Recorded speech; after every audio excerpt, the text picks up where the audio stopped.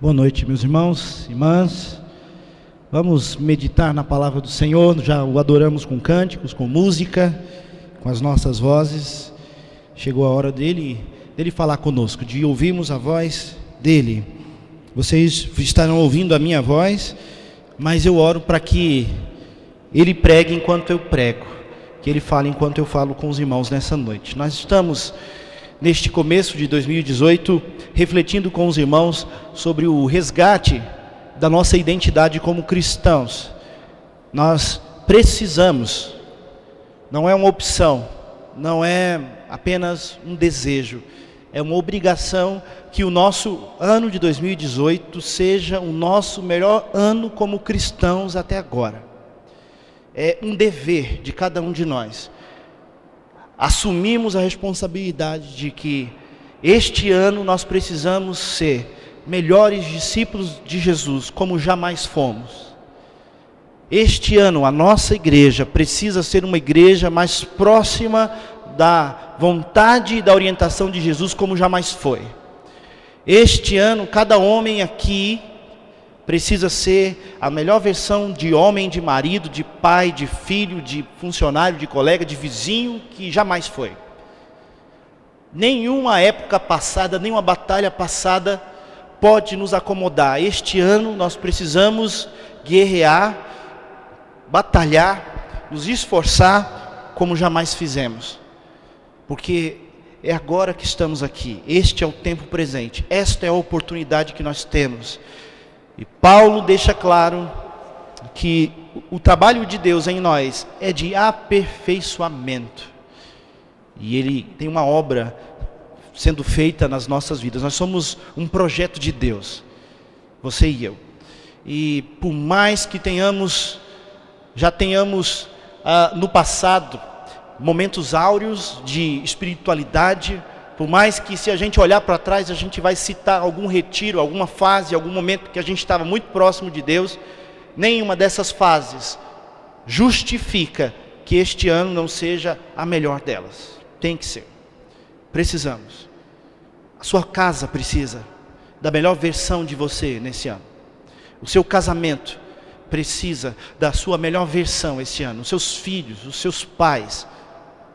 A missão que você e eu temos precisa da melhor versão de nós até esse momento. E pensando nisso e refletindo na palavra de Deus e no que John Stott, um homem de Deus, refletiu num dos seus últimos livros, a gente está aqui destacando algumas marcas de um cristão de raiz, de um cristão radical, de um cristão de verdade.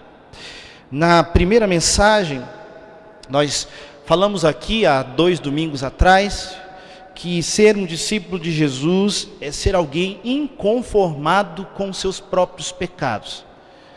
Lá em Mateus, no capítulo 5 até o capítulo 7, Jesus tem o seu sermão do monte. E no finalzinho do sermão, ele conclui com uma metáfora, com uma parábola de 2 homens. Um homem prudente, que construiu a sua casa sobre a rocha, e um homem nécio, imprudente, que construiu a sua casa sobre a areia.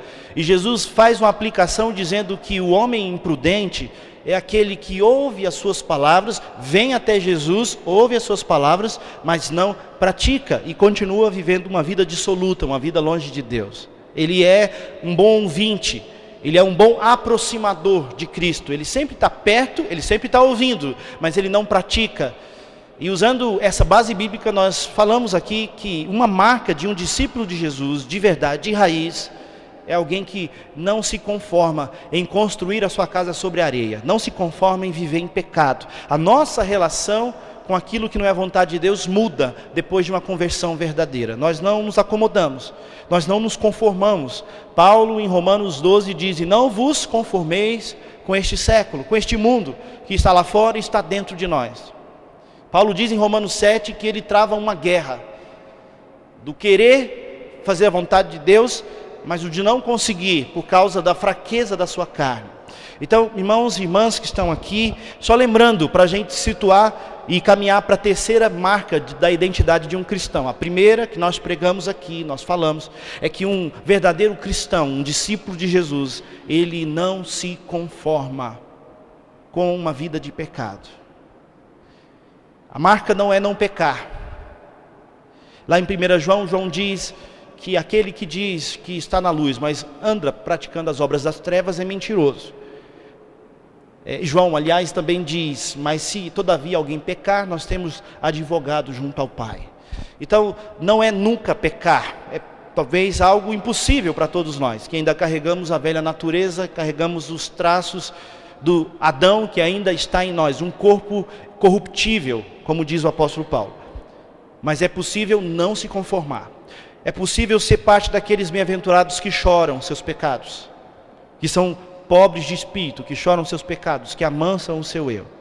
É o que ele ensina. A segunda característica de um cristão de verdade, da identidade de um cristão, nós falamos domingo passado, é que ele é semelhante a Cristo, ele procura imitar a Cristo. O verdadeiro discípulo de Jesus, ele não é um fã, um admirador, que carrega Cristo como um pôster, como um amuleto, como um nome mágico, mas que tem a Cristo como modelo, como exemplo, para imitar. Nós falamos aqui em 3 textos que falam desse ideal de Deus, desde o propósito estabelecido na Trindade antes da fundação do mundo. Em Romanos capítulo 8, Paulo diz assim: pois aqueles que de antemão conheceu, também os predestinou para serem conforme a imagem do seu Filho, a fim de que ele seja o primogênito para muitos irmãos. Então, Paulo diz que o propósito eterno de Deus é que nós nos tornemos a cada dia a imagem do seu Filho Jesus, parecidos com ele. Também falei sobre 2 Coríntios 3,18, quando Paulo fala do presente: todos nós que com a face descoberta contemplamos a glória do Senhor, segundo a sua imagem, estamos sendo transformados com glória cada vez maior, a qual vem do Senhor, que é o Espírito. Então há uma transformação acontecendo agora. Neste momento, Deus está trabalhando em você e em mim, para nos transformar conforme a imagem do Filho, pela atuação do Espírito que habita no cristão, que habita no discípulo de Jesus. Nós terminamos a mensagem do domingo passado falando daquela ideia de que se você tentasse escrever uma peça como Hamlet de Shakespeare, você não conseguiria jamais imitá-lo, fazer igual. Seria uma exigência muito grande para a gente. Mas se nós fôssemos tomados pelo espírito de Shakespeare, se ele fizesse através de nós, nós conseguiríamos. Bem, é mais ou menos assim o que Deus nos dá. Ele nos dá um espírito que é santo. Ele nos pede santidade, mas ele nos faz habitação de um espírito cuja qualidade é que ele é santo. E cheios desse espírito, nós podemos, de fato, imitar Jesus. Não é uma frase de efeito, irmãos. Eu pregar para vocês, pregar para o meu próprio coração, que nós temos que nos parecer com Jesus. Não é uma frase de efeito. Não é apenas uma mensagem inspirativa. É um desafio à prática. Nós precisamos buscar isso. E também falei de 1 João 3:2, quando se fala no futuro. João diz: amados, agora somos filhos de Deus, e ainda não se manifestou o que havemos de ser. Mas sabemos que, quando ele se manifestar, seremos semelhante a ele, pois o veremos como ele é. Então há uma ação de Deus desde a fundação, antes da fundação do mundo, no presente e para o futuro, para sermos conforme a imagem de Cristo, a segunda característica de um verdadeiro discípulo de Jesus. A terceira, e o texto de Colossenses capítulo 1 é o texto básico de hoje. Pode colocar, Larissa, a próxima, isso, mais uma para aparecer a referência, pronto. É a maturidade. Abra a sua Bíblia lá em Colossenses capítulo 1. Nós vamos ler do 28 a 30, para começarmos. Terceira característica, terceira marca da identidade de um cristão, de um verdadeiro discípulo de Jesus, é a maturidade.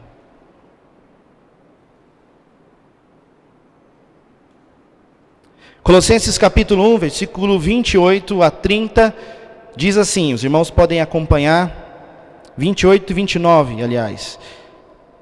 1, 28 e 29, o qual nós anunciamos, aqui ele está falando de Jesus, advertindo a todo homem e ensinando a todo homem em toda a sabedoria, a fim de que apresentemos todo homem perfeito em Cristo. Para isso é que eu também me afadigo, esforçando-me o mais possível, segundo a sua eficácia, que opera eficientemente em mim. Eu vou ler de novo, Colossenses capítulo 1, os dois últimos versículos do capítulo, 28 e 29. O qual nós anunciamos, Jesus, advertindo a todo homem e ensinando a todo homem em toda a sabedoria, a fim de que apresentemos todo homem perfeito em Cristo. Para isso é que eu também me afadigo, esforçando-me o mais possível, segundo a sua eficácia, que opera eficientemente em mim. No final do versículo 28, essa palavra perfeito em Cristo poderia ser traduzida como maturidade. Poderia ter essa tradução, maturidade, já que a palavra teleios aparece 19 vezes no Novo Testamento com esse significado, de uma contraposição a meninice. O contrário de ser menino espiritualmente é ser essa palavra aí usada para perfeito. Então, na verdade, não é a perfeição absoluta, não é alguém que não erra, mas alguém que atinge a maturidade. E de fato, a Bíblia nos desafia a isso, meus irmãos. Jesus, por um lado, ele diz para os seus discípulos em Mateus 18, que nós devemos receber o reino de Deus como uma criança. No sentido do quê? Da entrega completa, da confiança completa, da dependência completa.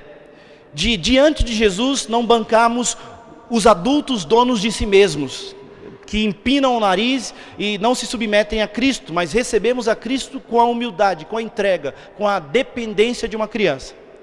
Mas jamais Jesus está dizendo ali que nós devemos nos tornar crianças e infantis espiritualmente. Pelo contrário, nós devemos deixar de ser meninos e fazermos as coisas de meninos e buscarmos a perfeita varonilidade, a maturidade. 1 Coríntios capítulo 13, o apóstolo Paulo diz.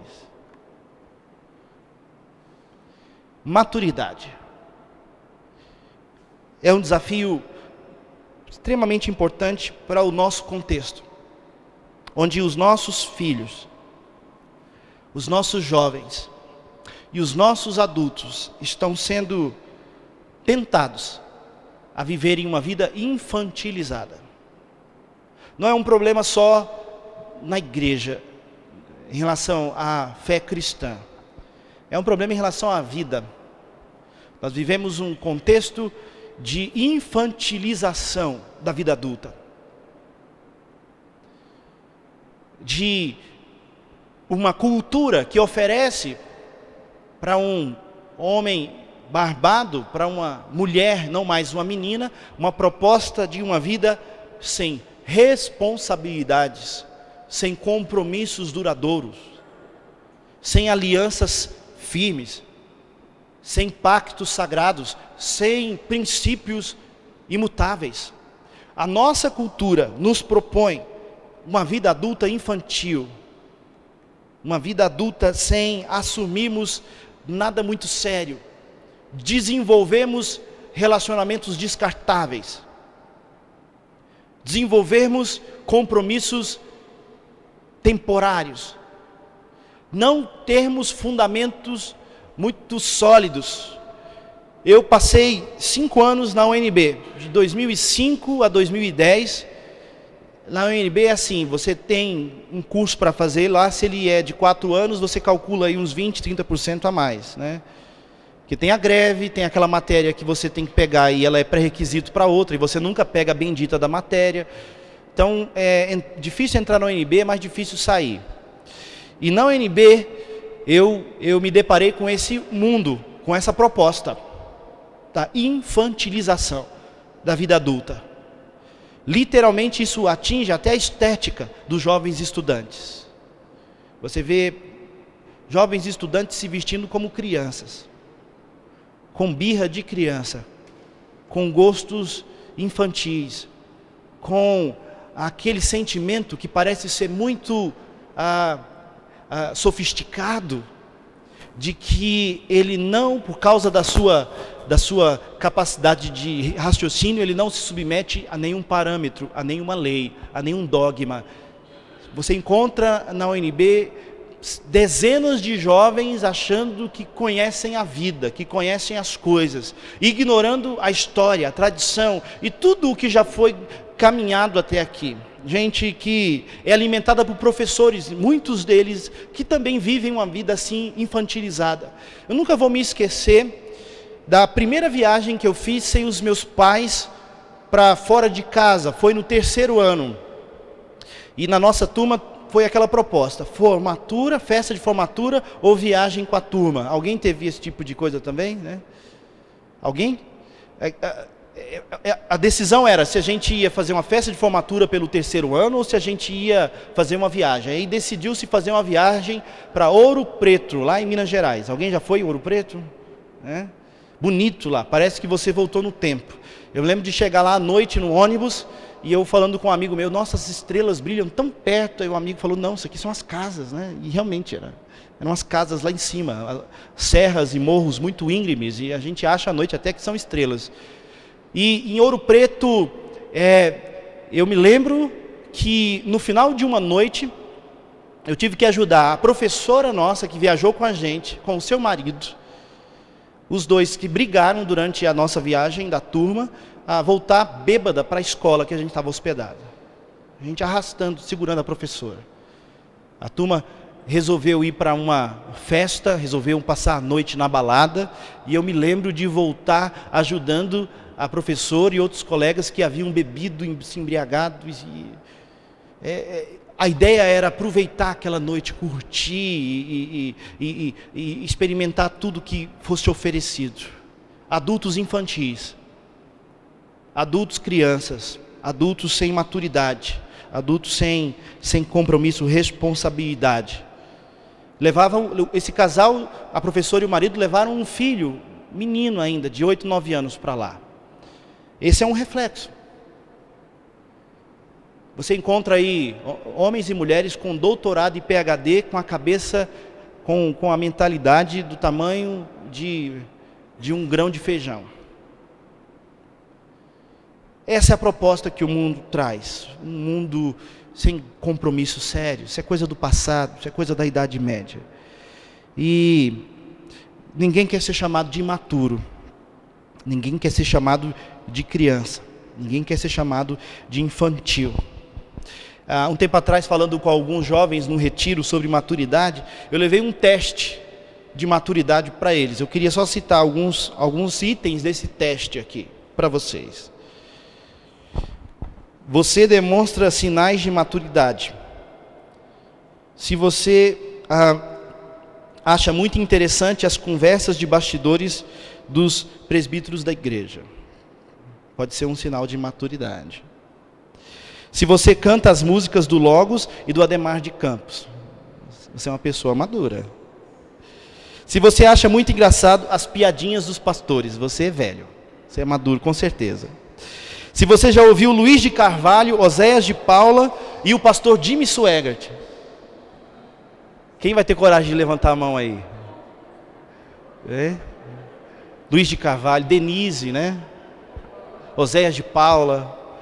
Você é maduro então, com certeza, né? Se você só canta hinos antigos, você é um cara maduro, uma pessoa madura. Se você tem eletrodoméstico da cor bege,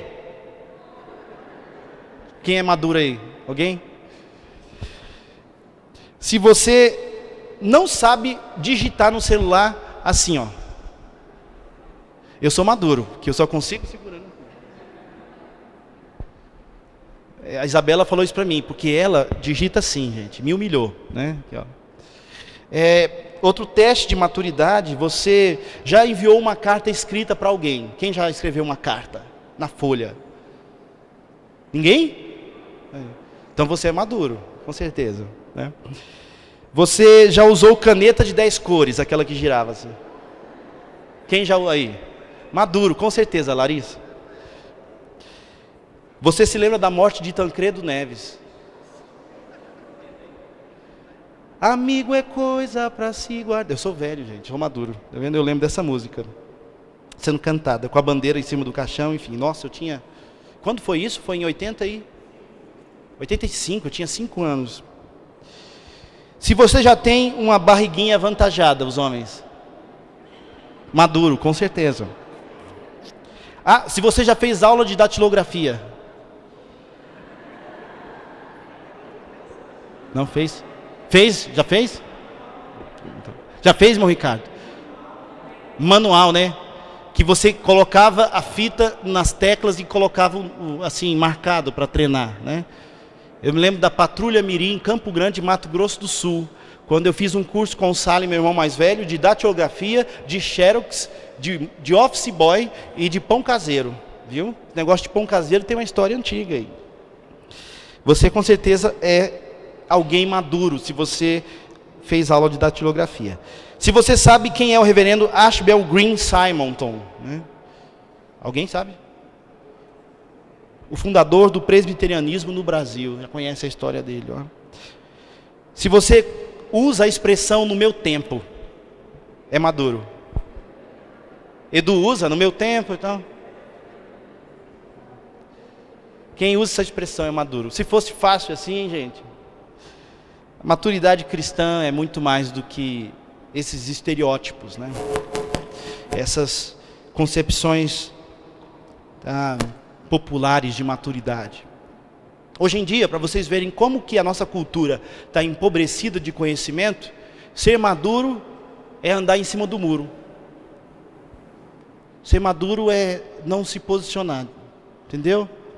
Você é uma pessoa madura, sensata. Você não diz sim nem não. Ser maduro é respeitar, entre aspas, como se respeitar fosse concordar com dois lados, sendo que é algo impossível muitas vezes. Se você concorda que Jesus é o único caminho, é impossível você concordar que existem outros. É como aquele servo de Mateus 7, que diz: Senhor, Senhor, ouve as palavras desse Senhor, mas constrói a sua casa conforme a sua própria vontade. Ele tem vários senhores. Maturidade é um desafio para nós. Mas eu pergunto para os irmãos, olhando para a Bíblia, olhando para os heróis da fé, olhando para homens que andaram errantes pelos desertos, que comeram mal, que dormiram mal, que enfrentaram exércitos, que passaram por necessidades, olhando para o apóstolo Paulo, quando em 1 Coríntios ele descreve o preço do seu apostolado, já foi arrastado, apedrejado, perseguido. Quando você olha para aquilo que homens e mulheres de Deus fizeram, parece que maturidade é algo muito maior do que esse conceito popular que existe aí. Maturidade é algo que nós precisamos desejar. E aí eu pergunto, você deseja isso? Ou você espiritualmente é como aquele que se conforma em não estar indo para lugar nenhum, em não estar fazendo nada, em não estar projetando nada, em não estar realizando nada, não estar plantando nada, nem colhendo nada? Você quer sair da superfície? Você quer ir mais fundo? 2018 é ou não é o ano para a gente ir mais fundo? Saímos da superficialidade, da liquidez da nossa geração. Jesus, ele diz assim para os seus discípulos: tudo quanto eu ouvi do meu Pai, eu vos tenho dado a conhecer. Então eu não sei. Então você não sabe. Tem mais coisa para a gente beber, comer, entender. O desejo de sair da superficialidade, o desejo de mergulhar mais fundo, o desejo de ter uma compreensão espiritual mais aguçada. Eu já usei essa frase aqui várias vezes na igreja, mas ela é sempre necessária. Ela é um reflexo da nossa geração. Nós gastamos o que não temos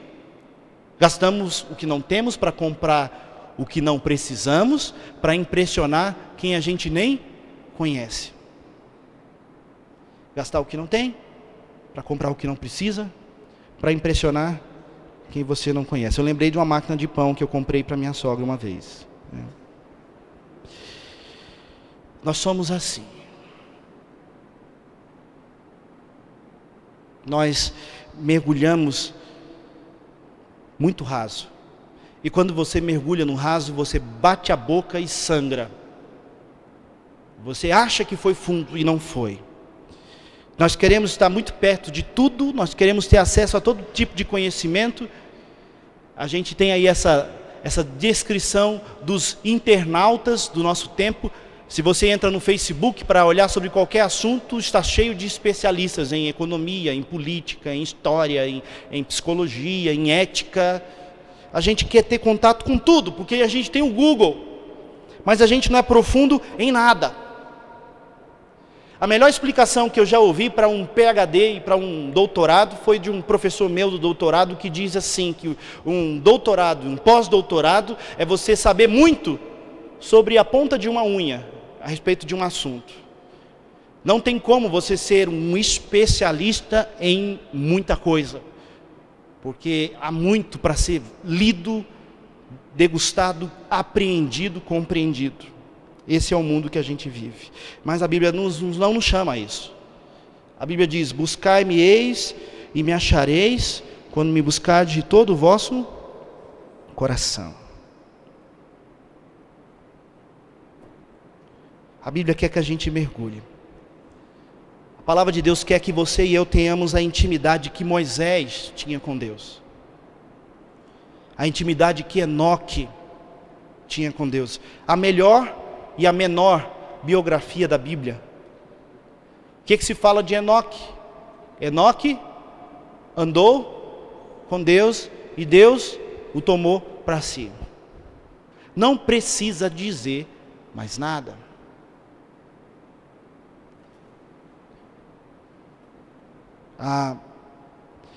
Charles Swindoll diz: não há nada como a profundidade para nos tornar insatisfeitos com as coisas superficiais e rasas.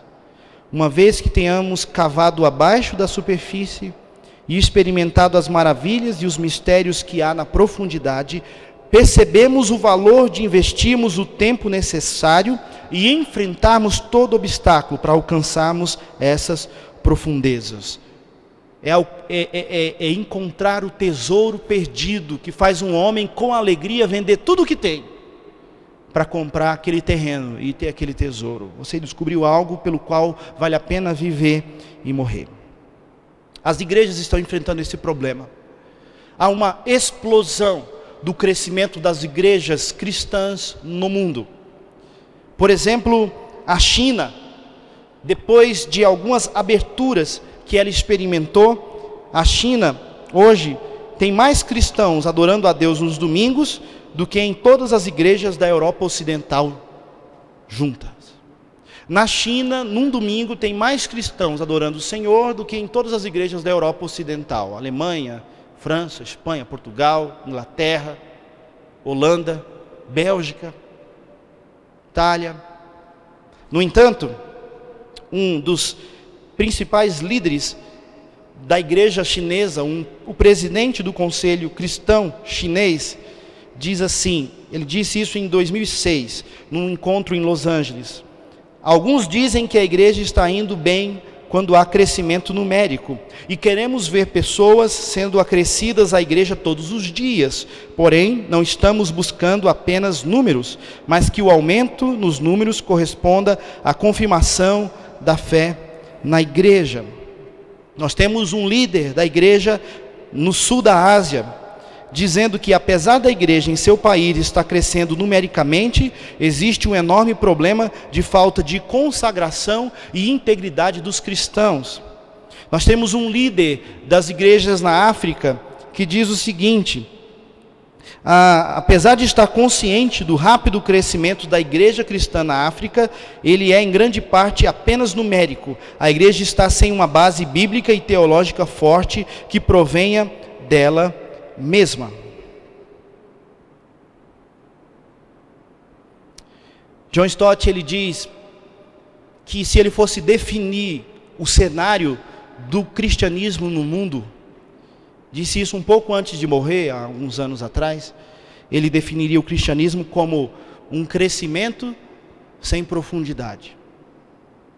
Crescimento sem profundidade. Paulo, ele percebe com preocupação isso no começo da igreja. E na cidade de Corinto, o cristianismo explodiu. Alcançou muita gente. Cresceu de uma forma impactante. Mas Paulo, quando escreve aquela igreja de Corinto, ele diz assim: eu, irmãos, não vos pude falar como a espirituais, e sim como a carnais, como a crianças em Cristo. Leite vos dei de beber, não alimento sólido, porque ainda não podíeis suportá-lo, nem ainda podeis, porque ainda sois carnais, porquanto havendo entre vós ciúmes e brigas e contendas, não é assim que sois carnais e andais segundo o homem? A terceira marca de um discípulo de Jesus é que o encontro dele com Jesus não é o fim da sua jornada, mas é o começo dela. A partir dessa decisão por Cristo, ele passa a viver uma transformação progressiva no seu caráter, no seu entendimento, na sua sabedoria, no seu discernimento, nas suas decisões, na sua ética, na sua moralidade, no seu espírito, na sua alma. Ele vai sendo transformado, amadurecido por Deus. O texto que nós lemos, Paulo diz aí no versículo 28, o qual Jesus nós anunciamos, advertindo a todo homem, ensinando a todo homem em toda a sabedoria, a fim de que apresentemos todo homem maduro em Cristo. E aí tem 3 aplicações aí. Pode passar para mim, Larissa? Primeiro, o que é maturidade cristã? No próprio versículo eu dou o destaque. Maturidade cristã é uma pessoa madura, um cristão maduro é alguém perfeito, na verdade, maduro em Cristo. É a tradução mais correta dessa expressão. Maduro em Cristo. Isso é ser alguém maduro. Não tem nada a ver com o tipo de música que a gente ouve, não tem a ver com apenas estética, não tem a ver apenas com gostos aqui e ali diferentes, retrógrados ou mais antigos, não tem a ver com idade, não tem a ver com muito cabelo, pouco cabelo, cabelo branco ou cabelo preto. Tem a ver com alguém maduro em Cristo, alguém em Cristo, sendo transformado, sendo aperfeiçoado. Essa expressão em Cristo, ela é muito significativa e Paulo a usa muitas vezes. Significa que não é dentro de Cristo como se fosse a roupa de alguém, ou uma ferramenta dentro de uma caixa de ferramentas, mas como aquela metáfora que Jesus usa em João 15, como um galho de uma videira. Em Cristo significa que eu fluo a partir dele, eu vivo a partir dele, eu derivo a partir dele. Ele é a raiz, ele é o tronco, ele é a firmeza, ele é a base, ele é o fundamento da minha vida. E eu existo e vivo e me comporto a partir dele. Jesus não é um compartimento da minha vida, a parte espiritual, religiosa, que aos domingos eu exerço. Jesus é o tronco e eu sou o galho dele. Eu sou alguém que flui a partir dele. Eu sou a videira, meu pai é o agricultor e vocês são os ramos. Todo aquele que permanece em mim ou nele, esse dá muito fruto, mas o que não permanece em mim é cortado e lançado. Sem mim, diz Jesus em João 15, nada podeis fazer. Ser maduro é alguém em Cristo. Você tem a maturidade física, um corpo saudável, bem desenvolvido. Você tem a maturidade intelectual, uma mente que consegue se disciplinar, estudar, desenvolver a cosmovisão e o conhecimento. Você tem a maturidade moral, você consegue se conter eticamente diante do mal. Você tem a maturidade emocional, que é aquela personalidade mais equilibrada. Você é capaz de estabelecer relacionamentos e assumir responsabilidades. Legal, mas a maturidade aqui é a maturidade espiritual, da qual todas as outras vão se desenvolver ou não. É o que Paulo chama de alguém maduro, perfeito em Cristo. Alguém que tem um relacionamento maduro com Cristo. Alguém que entende a sua conexão com Cristo. Quem é Ele, quem é você e quem se submete, quem manda, quem obedece, quem dirige, quem decide, quem conduz. A relação que você tem com Jesus é o termômetro da sua maturidade. Ser maduro, nesse sentido, então, é ter um relacionamento maduro com Cristo. John Stott diz, no qual adoramos, confiamos, amamos e obedecemos. Adoramos, confiamos, amamos e obedecemos. A sua relação com Cristo é o termômetro da sua maturidade cristã. Quem tem sido Cristo para você? E aí dentro do próprio versículo, pode passar, Larissa, como cristãos se tornam maduros? Bom, Paulo diz aqui que o papel que ele tem para chegar a esse alvo é anunciar, é apresentar a Cristo com advertência, com ensino, mas apresentar Cristo para as pessoas. Aqui especificamente para os de Colossos, da igreja de Colossenses.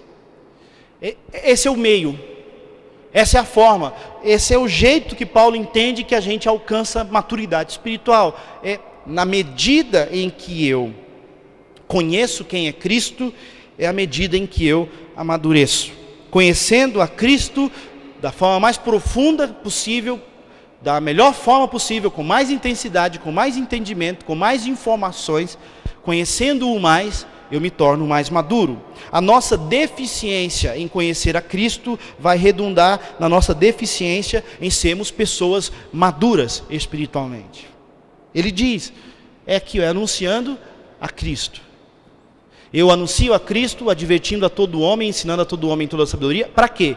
Para que eu apresente essas pessoas maduras em Cristo. O caminho é conhecê-lo. E por que isso parece redundante? Bom, é uma conclusão lógica que se maturidade cristã é ter um relacionamento maduro e saudável com Cristo, é lógico que então para eu desenvolver essa maturidade eu preciso conhecer a Cristo e desenvolver o meu relacionamento com Ele. Mas não é assim tão óbvio, porque aquela igreja de Colossos já tinha uma dificuldade na identidade de Jesus. E aqui vem uma lição para o seu coração e para o meu. Você jamais vai conseguir restaurar, fortalecer, resgatar e desenvolver a sua identidade como cristão se você não entender a identidade de Cristo. E a identidade de Cristo tem sido distorcida. Nós temos Cristos sendo oferecidos no mundo. Cristos que não são Cristo identificado na palavra. D.A. Packer, que é um homem de Deus, ele disse que cristãos pigmeus são assim porque tem um Deus pigmeu. A gente pode dizer que cristãos pigmeus, pequenos e imaturos, são assim porque o Cristo que eles têm na mente é um Cristo pequeno, pigmeu também. Alguém já disse que se um pastorzinho prega sermõezinhos, ele vai criar cristãozinhos. A nossa compreensão de Cristo precisa ter o tamanho que Cristo tem para a gente desenvolver a nossa maturidade espiritual. Você tem exemplos de tipos de Cristos apresentados no nosso tempo. Por exemplo, o Cristo capitalista, o Jesus capitalista versus o Jesus socialista. Tem isso aí. O Jesus asceta, ou seja, aquele que renuncia todos os prazeres desse mundo, concorrendo com o Jesus glutão, com Jesus aí desvairado, aproveitando tudo. Se você estudar e se você prestar atenção nas igrejas cristãs no Brasil, você vai encontrar diferentes tipos de Cristos sendo apresentados. Mas, se nós queremos desenvolver uma verdadeira maturidade cristã, nós precisamos, acima de tudo, ter renovado no nosso coração e na nossa mente a verdadeira identidade de Jesus Cristo. E aí nós temos todos os versículos anteriores a esse versículo 28. Trazendo a declaração cristológica, a declaração de quem é Cristo, a mais rica da Bíblia. Aí, nesses versículos anteriores, de Colossenses capítulo 1, tem a descrição mais rica, mais importante e mais abrangente de quem é Jesus Cristo, o seu Senhor, a quem você segue, de quem você é discípulo. Volte aí o seu olhar para os versículos a partir do versículo 13. Olha aí na sua Bíblia, versículo 13 de Colossenses, capítulo 1. Quer ser maduro espiritualmente, você precisa ter uma visão madura de quem é Jesus. E diz aqui o texto: Ele nos libertou do império das trevas e nos transportou para o reino do Filho do seu amor, no qual temos a redenção, a remissão dos pecados. Este é a imagem do Deus invisível, o primogênito de toda a criação. Parando um pouquinho aí, olha o que Paulo está dizendo. O que Jesus fez de importante? Aqui está dizendo que ele foi o autor do plano de resgate de cada um de nós da escravidão do pecado. Aqui o texto diz que nós fomos libertos do império das trevas e transportados para o reino do Filho do seu amor. Aqui está dizendo que nós éramos escravos. A palavra transportado aqui, usada nesse texto, era uma palavra usada naquela época para o transporte de populações que eram escravizadas após uma guerra, ou pessoas que eram libertas após uma guerra. Ele está dizendo aqui que esse Jesus, ele é o autor da sua libertação, e ele é o autor do seu resgate. Ele te tirou de um império de trevas. Paulo aqui não está falando do império romano sobre Colossenses, sobre a cidade de Colossos, mas sobre o império das trevas, o diabo e os seus demônios. E aqui eu faço um parêntese para dizer, tenham muito cuidado, não brinquem com o diabo. O diabo é real, perigoso, nocivo, traiçoeiro. O diabo existe e a sua horda de demônios está espalhada por aí. Não brinquem com ele, jamais, evitem isso. Ele não é um personagem fictício de Star Wars, de Avengers, de outros personagens e heróis dos filmes. O diabo é um ser real, perigoso, traiçoeiro e poderoso. O inimigo do crente, das nossas almas, o inimigo do povo de Deus. E aqui diz a palavra que Jesus foi aquele que nos libertou desse império das trevas, que nos libertou desse império de escuridão. Ninguém poderia fazer o que Jesus fez por você. Ninguém. Se um homem passou 80 anos na cadeia e alguém foi lá e pagou o resgate e libertou aquele homem da cadeia, mesmo assim, aquele resgatador não fez por aquele homem o que só Jesus pode fazer. Porque nós podemos libertar pessoas de prisões físicas, de prisões emocionais, de prisões de violência doméstica, de exploração. Nós podemos libertar crianças, jovens e adultos de todo tipo de cadeia, mas da condenação eterna, do inferno eterno, somente Jesus Cristo, o Filho de Deus, pode fazer isso. Jesus é singular, é o libertador, resgatador, e nele é mais do que isso. Aqui diz que ele é a imagem do Deus invisível. Ele é o primogênito de toda a criação. Ele é o primeiro. Primogênito aqui não no sentido de que ele foi o primeiro a nascer em Deus, mas é porque naquela época o primogênito era aquele que iria dominar sobre os seus irmãos, ia ser o líder dos seus irmãos. E Jesus foi estabelecido por Deus como o primeiro, aquele que vai liderar todos os seus irmãos, filhos de Deus em Cristo. Jesus aqui é pintado não como um personagem histórico importante, ou como alguém que fez algo por mim, eu só tenho que me lembrar disso. Jesus é libertador, resgatador, perdoador, e ele é a imagem do Deus invisível. Jamais verei a Deus sem Jesus, jamais tocarei a Deus sem Jesus, jamais terei acesso a Deus sem Jesus, jamais terei uma ideia de Deus sem Jesus. Se você tem uma concepção pequena de Jesus, a sua maturidade espiritual é pequena. O texto diz que Jesus é essencial para revelar a Deus, que Jesus é essencial na criação. Olha o que o texto diz a partir do versículo 16. O texto diz: pois nele foram criadas todas as coisas. Quer dizer que Jesus é a fonte da criação.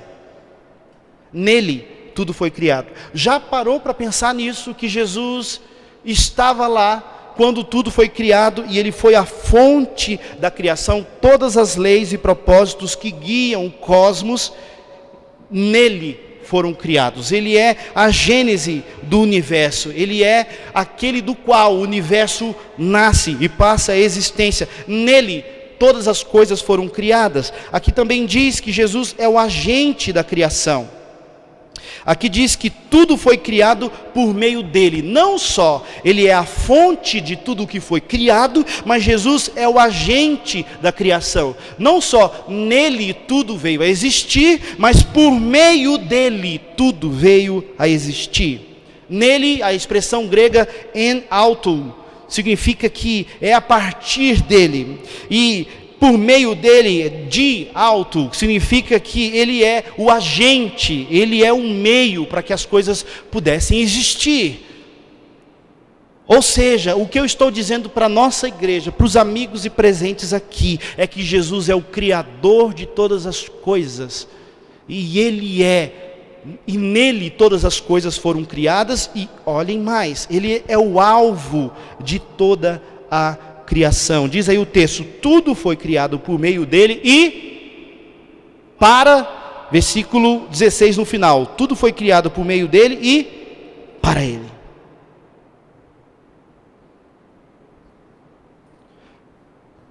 Por que você existe? Porque tudo foi criado em Cristo, por Cristo e para Cristo. Você entende o tamanho do Jesus que você é discípulo?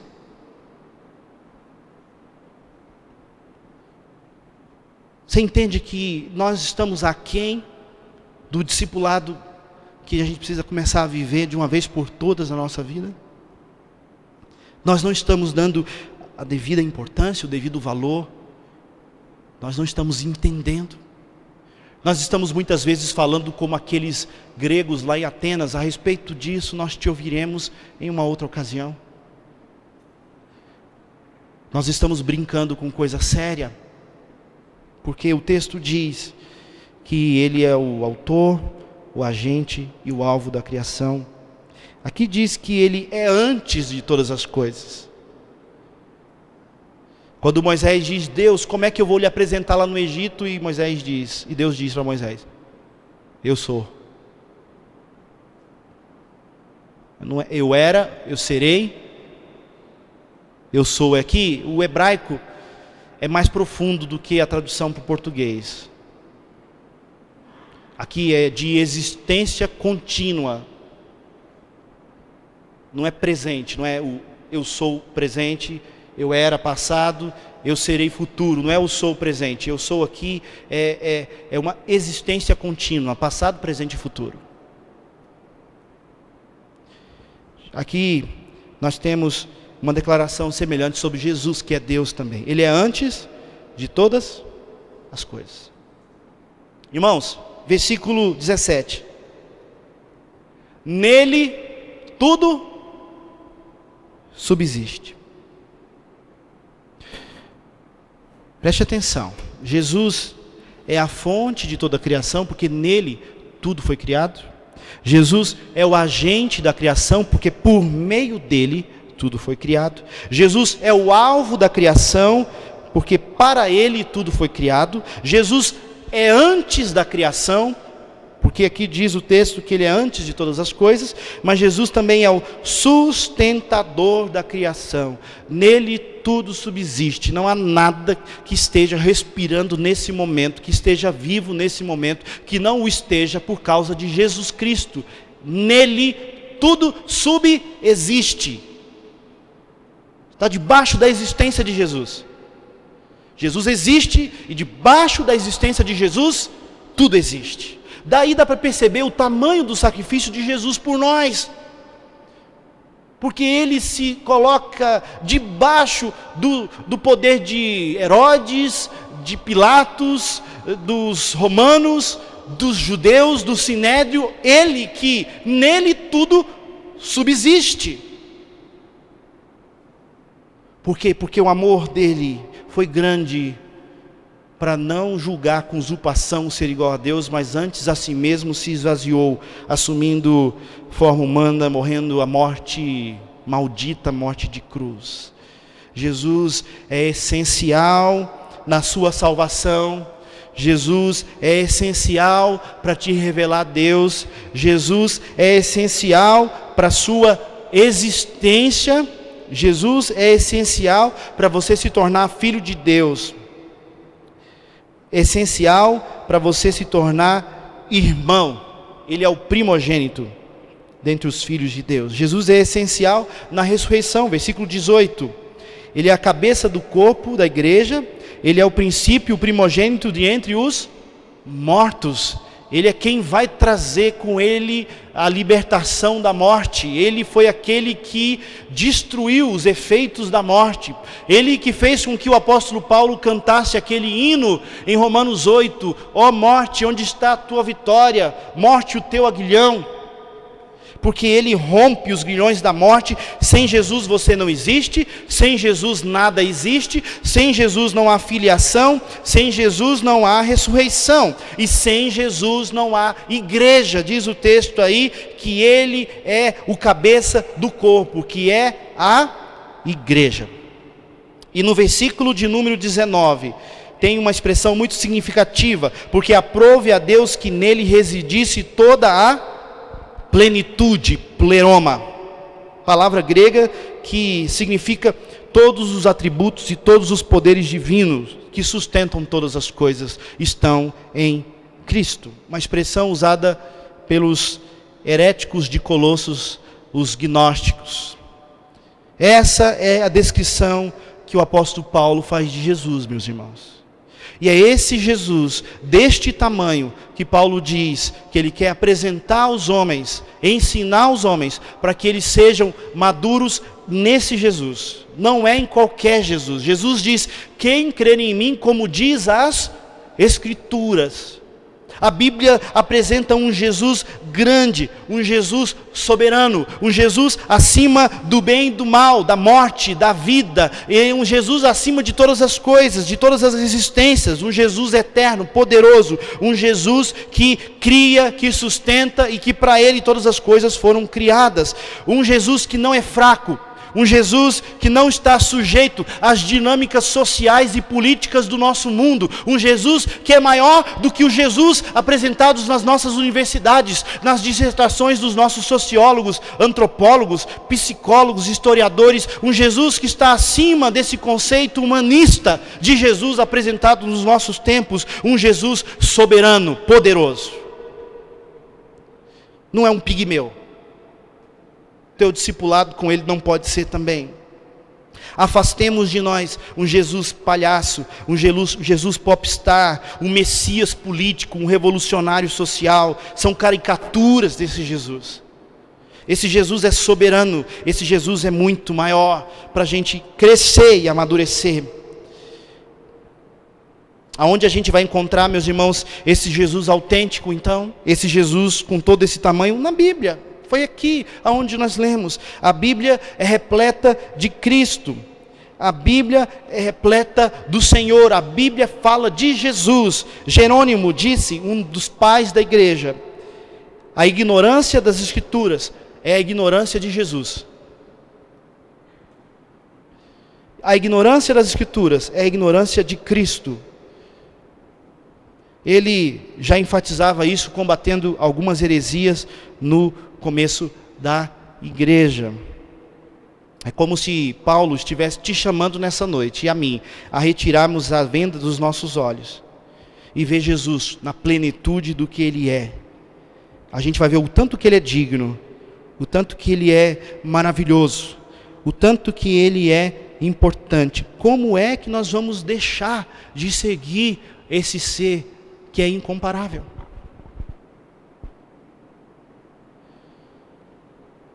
Uma das melhores definições de adoração que eu gosto de falar. Adoração não pode ser fabricada, num louvor bem conduzido por mim, ou pelo pastor André, ou por qualquer outro ministro de música. A adoração sincera não pode ser fabricada pela estrutura física que nós carinhosamente preparamos aqui, pelo som, pela luz, pelas melodias bonitas dos músicos. A adoração é uma reação espontânea, natural, de alguém que entende o tamanhozinho que ele é diante do tamanho de Jesus. Não tem como você não se prostrar. Você não vai precisar que um ministro de louvor te mande se ajoelhar para adorar o Senhor, porque você naturalmente vai cair como Isaías diante do anjo, diante de Deus, como Pedro diante de Jesus, quando percebeu que Jesus tinha poder para acalmar uma tempestade. Ele diz: Jesus, se afasta de mim porque eu sou pecador. Isaías diz: Senhor, se afasta de mim, eu sou um homem de lábios impuros e habito no meio de um povo de impuros lábios. A adoração é uma reação natural de um pontinho pequeno diante de um ponto eterno, de um ser minúsculo diante de um ser brilhante, de um ser totalmente dependente, pequeno, fraco, diante de um Deus todo-poderoso sobre todas as coisas. A adoração, a palavra proskuneo no Novo Testamento, ela era usada para cachorros que lambiam as mãos dos seus donos. Isso é adorar, é reconhecer o tamanho do Jesus que você segue. Ele não tem apenas 2000 anos, ele não nasceu em Belém, meus irmãos. Em Belém ele se encarnou, ele nunca nasceu, ele é eterno. E se a gente tem uma concepção de um Jesus apenas um moralistazinho de regras, um revolucionário social, o nosso discipulado, a nossa maturidade espiritual vai para o chão, porque muita gente está decepcionada com a igreja e com a fé cristã, porque nós temos aí, entre aspas, supostos ex-cristãos, porque se decepcionaram com um Deus que não existe, se decepcionaram com Jesus que lhes apresentaram, que não é o Jesus da Bíblia.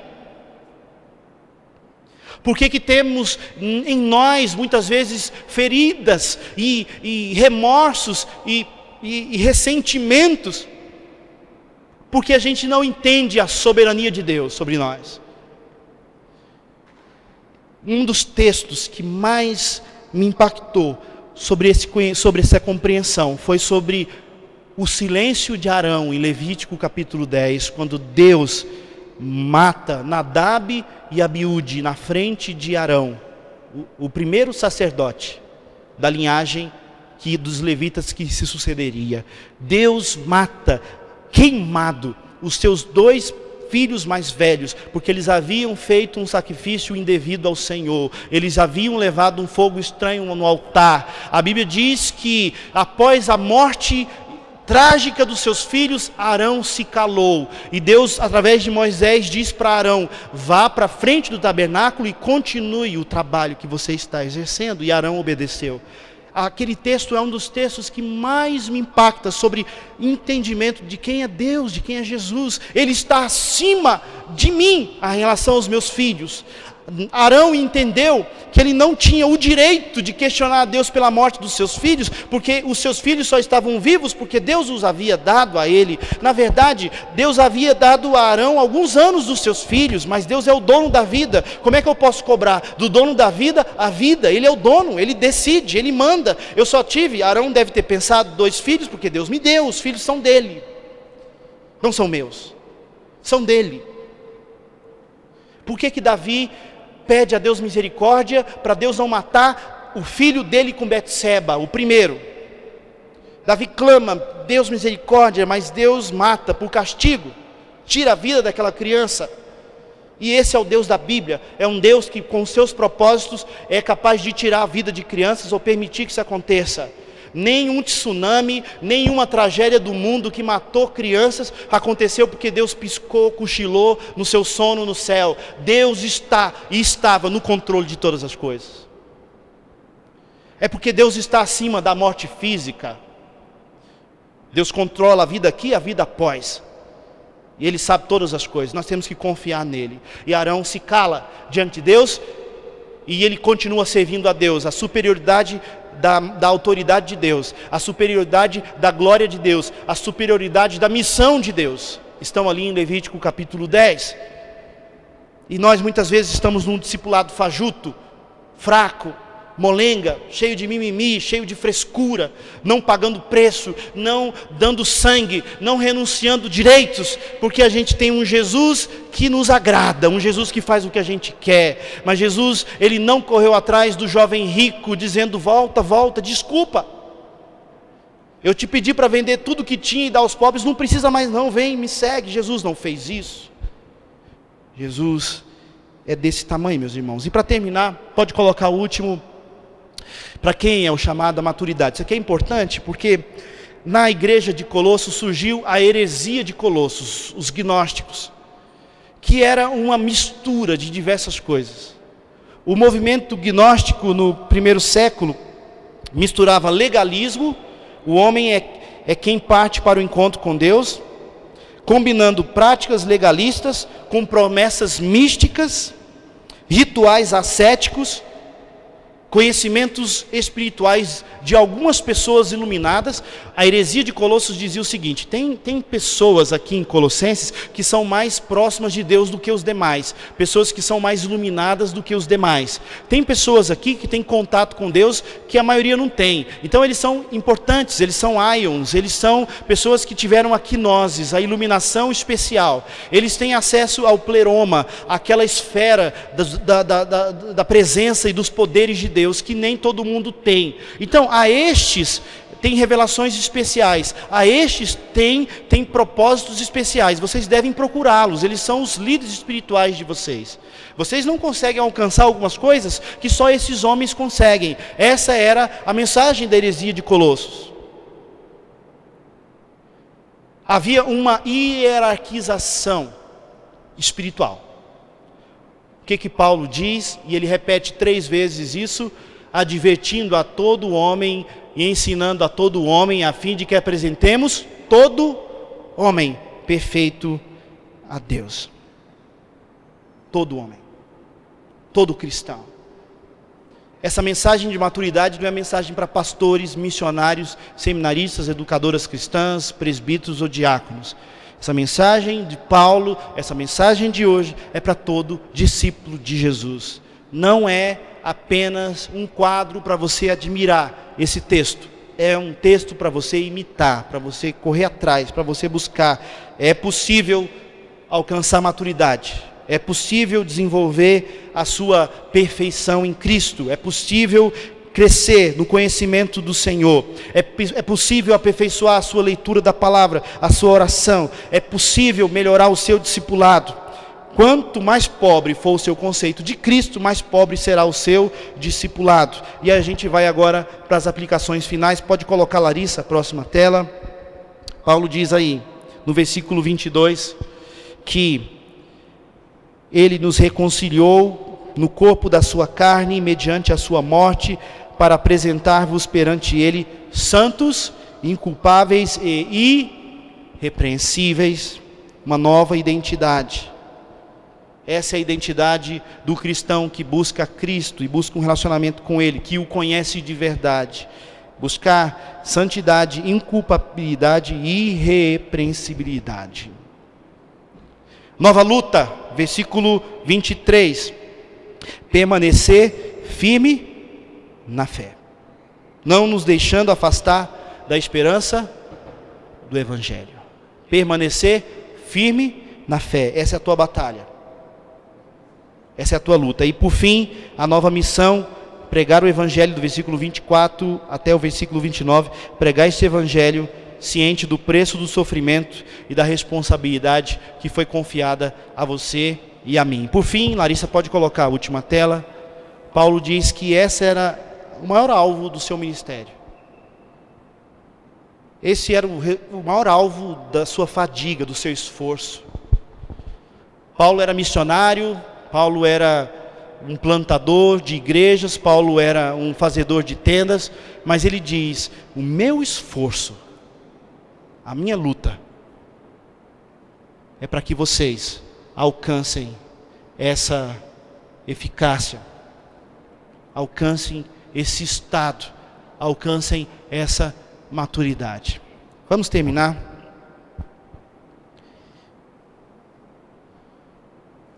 Foi exposto um texto dos mais importantes sobre Cristo para você nessa noite.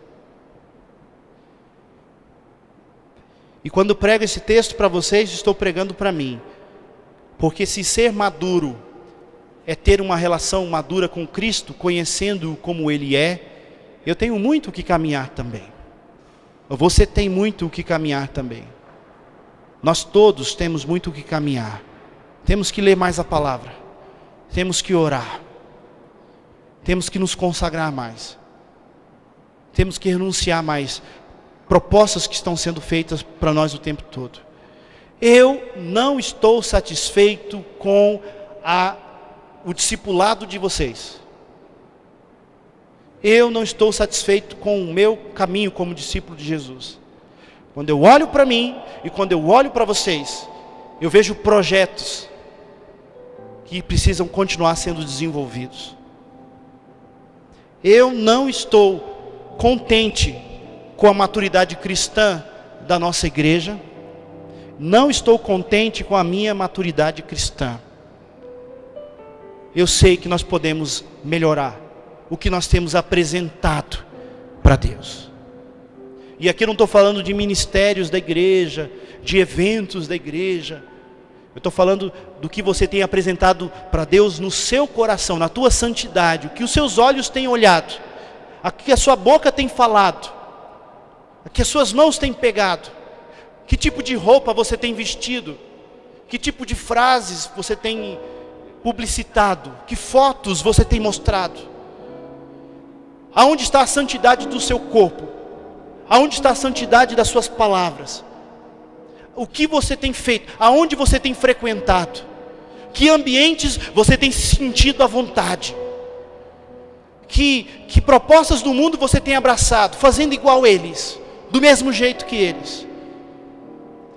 Paulo diz que ele quer apresentar Cristo para a gente, para que nós possamos, em Cristo, nos tornarmos homens maduros, mulheres maduras.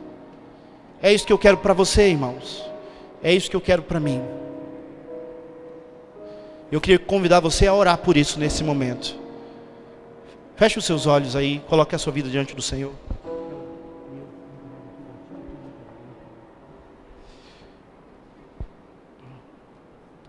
Coloque a sua vida diante do Senhor.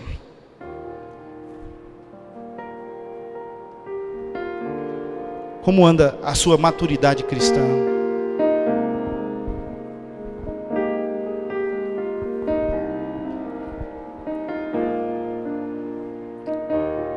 Pense em momentos em que você talvez fique até envergonhado das suas próprias reações. Momentos em que você mesmo falou: puxa, eu agi como um menino agora, não como um homem de Deus. Puxa, eu agi como uma menina agora e não como uma mulher de Deus. Peça para o Senhor te ajudar a conhecer a Cristo e a ter um relacionamento com Ele como você jamais teve. Coloque a tua vida na presença do Senhor.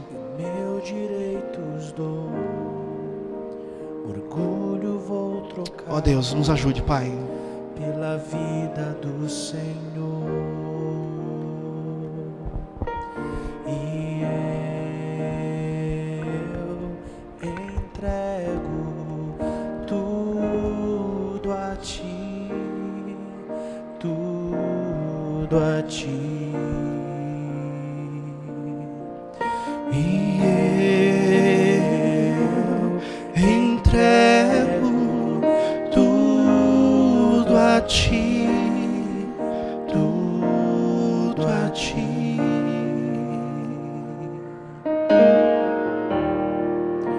Eu canto esta canção de entrega a Ti, Jesus, e que o mundo dá, eu deixo aos pés da cruz.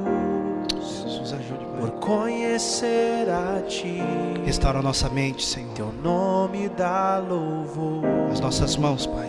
sentir tua alegria, partilhando tua Que essa possa ser a nossa oração nessa noite. E eu entrego tudo a ti, tudo a ti. E eu entrego tudo a ti, tudo a ti. Tudo entregarei,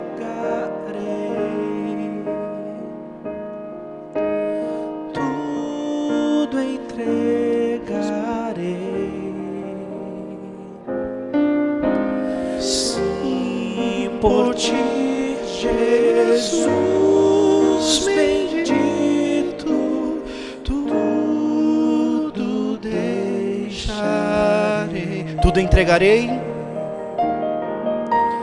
Tudo entregarei. Coloque para o Senhor a sua vida. Tudo entregarei. Sim, por ti, Jesus bendito, tudo deixarei. Senhor, nós nos apresentamos diante de Ti. Deus, nos ajude, Pai, a vivemos de uma forma como nunca vivemos até agora. Nós precisamos, Senhor. Ainda tem profundezas da Tua existência, da Tua palavra, da Tua comunhão que nós ainda não experimentamos. Riquezas que a gente ainda não desfruta. Experiências com o Senhor que ainda não tivemos, Pai. Ilumina a nossa alma, Pai. Nos ajude, Senhor. Senhor, que se nós temos deixado de dobrar os nossos joelhos de madrugada para orarmos ao Senhor, se nós temos deixado de abrir a Tua palavra e lê-la com sede, buscando nela orientação, se nós ainda não entregamos a nossa vida ao Senhor, nos ajude a fazermos isso agora, em nome de Jesus, a entregarmos tudo a Ti, Autor da vida, sustentador da vida, razão da vida, Deus Todo-Poderoso.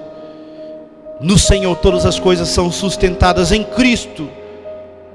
Nós permanecemos, sem Ele nada podemos fazer. Nos ajude a sermos mais maduros. Muitas vezes agimos como crianças espirituais, dando birra na Tua presença. Nos ajude a olharmos para a cruz de Cristo e entendermos o que Ele fez por nós, da transformação que Ele tem começado nas nossas vidas, no nosso coração. Limpa as nossas mãos, Senhor. Cinja os nossos pés. Fortalece os nossos braços. Abre os nossos olhos. Limpa a nossa mente. Ilumina, Senhor, o nosso caminho, Pai, para a gente cumprir os Teus propósitos. Em nome de Jesus eu clamo por essa igreja, que os nossos melhores dias ainda estejam por vir na Tua presença, Pai. Em nome de Jesus.